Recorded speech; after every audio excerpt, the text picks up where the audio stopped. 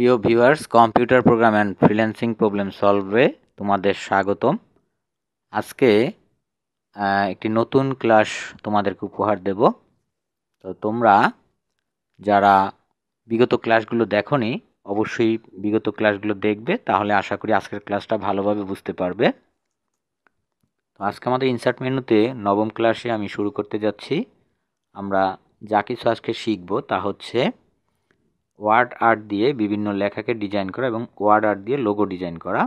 তো আমরা এখানে দেখো এইটা লোগো দেখতে পাচ্ছি, লোগোর মতো, যদিও লোগো নয়, লোগোর মতো তৈরি, এবং আরও কিছু লেখাকে ডিজাইন করা, এবং ইচ্ছা করলে তোমার নিজের নাম বা যে কোনো কিছু এইভাবে ডিজাইন করতে পারো। তো আমরা দেখব এই কাজগুলো কিভাবে করব।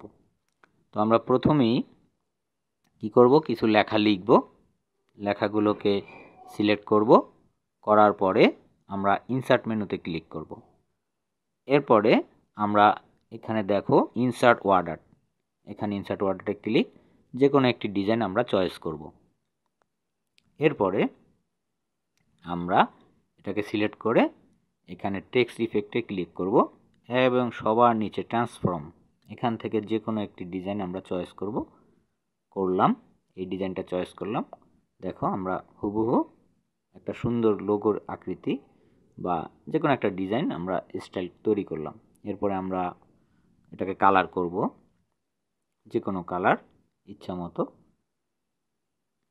আমাদের একটা কাজ হয়ে গেল। এবার আমরা দেখব লোগো কিভাবে করা যায়। এই লোগোটার মতো আবার আমরা কিছু লেখা লিখব, একইভাবে সিলেক্ট করব, করার পরে ইনসার্ট মেনুতে ক্লিক, সেমভাবে ওয়ার্ড আর্ট বা ইনসার্ট ওয়ার্ড আর্ট ক্লিক করব, এখান থেকে একটা ডিজাইন চয়েস করব। এরপরে আমরা এটাকে ইন লাইন উইথ টেক্সট বাদ দিয়ে বিহাইন্ড টেক্সটে লিখব। বিহাইন্ড টেক্সটে সিলেক্ট করলাম যাতে এটাকে নড়াচড়া করা যায় ইচ্ছে মতো।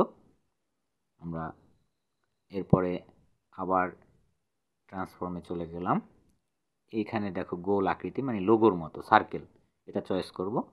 আমাদের খুব সুন্দর একটা লোগোর মতো হয়ে গেল লেখাটা। তাহলে এভাবে আমরা বিভিন্ন লোগোর ডিজাইন করতে পারি। আমরা বিশেষ করে এই সার্কেল দ্বারাই লোগোটা তৈরি করে থাকি। এরপরে আমরা এখন দেখব কিভাবে এরকম করে নাম লেখা যায় বা যে কোনো লেখাকে ডিজাইন করা যায়। আমরা এখানে লিখলাম, একটা নাম লিখলাম, আমার নাম আদিল মাহমুদ, লেখাটাকে সিলেক্ট করলাম, করার পরে আমরা সেমভাবে ইনসার্টে যাব। এরপরে আমরা ওয়ার্ড আর্ট বা ইনসার্ট ওয়ার্ড আর্টে যাব, এখান থেকে একটা ডিজাইন বা যে কোনো একটা ডিজাইন নিলেই হবে। আমরা একটা ডিজাইন নিলাম ব্ল্যাকটা। এরপরে এখান থেকে আমরা আবার সেই ট্রান্সফর্মে চলে গেলাম, এখান থেকে ডিজাইনটা নিয়ে নিলাম, এটাকে ড্র্যাগ করে একটু নিচে নামাই দিলাম। দেখো আর একটু সুন্দর হলো লেখাটা। কালার করব, ফিল কালার, দেখো গ্রেডিয়েন্ট, 2-3 রং দেওয়ার জন্য আমরা গ্রেডিয়েন্ট ইউজ করি। মোর গ্রেডিয়েন্টে যাব। এরপরে আমরা এখান থেকে সলিড নেব না, গ্রেডিয়েন্ট ফিল্ডে ক্লিক করব। দেখো এখানে দুইটা রঙের জন্য দুইটা কালার বার আছে, কিন্তু আমরা লাল করলাম এবং আরেকটা কালার বারে ক্লিক করলাম, কালারে ক্লিক করলাম, গ্রিন কালার নিলাম। দেখো লেখাটা কিন্তু খুব সুন্দর দুই রঙের হয়ে গেল। ইচ্ছা করলে আমরা কালার বারটাকে একটু চেঞ্জ করলাম বা নাড়াচাড়া করে আমাদের পছন্দ মতো রাখলাম। দেখো বাম পাশে নামটা কিন্তু দুই রঙের হয়ে গেল। এভাবে আমরা যে কোনো নাম বা লেখাকে ডিজাইন করতে পারি। তো শিক্ষার্থী বন্ধুরা, ইচ্ছা করলে তোমরা আরেকটি কালার বার নিতে পারো ক্লিক করে।